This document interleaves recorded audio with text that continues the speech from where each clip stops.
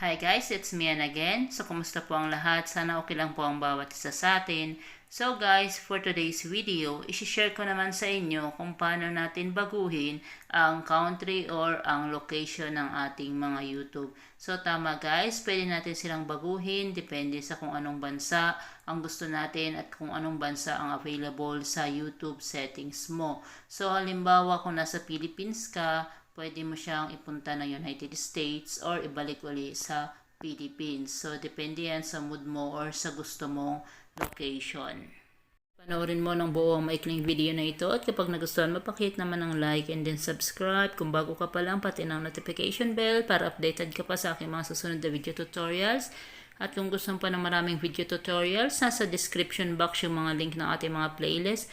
Maaari mong i-check at kung may katanungan ka suggestion, maaari mo i-comment below. Baka sakali magawa natin ng video masagot. Thank you so much and enjoy watching guys!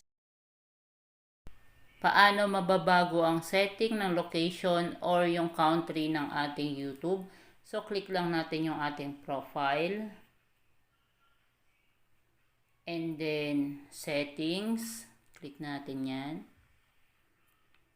And then, general. Ayan, scroll up natin. Kung mapapansin nyo, ang location ko ay Philippines. So, click lang natin yan. And then, pipili tayo ng country na gusto nating maging location pansamantala ng ating YouTube.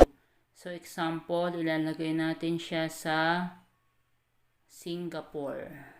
So, click lang natin. And then, andyan na siya, okay na yan. Naka-Singapore na yung location ng ating YouTube. So, ganun lamang po kadali, guys.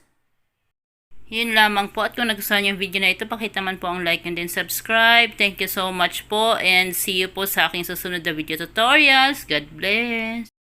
Salamat po pala sa mga masisipag na nagko-comment. Pipilitin ko pong sagutin ang inyong mga katanungan sa abot ng aking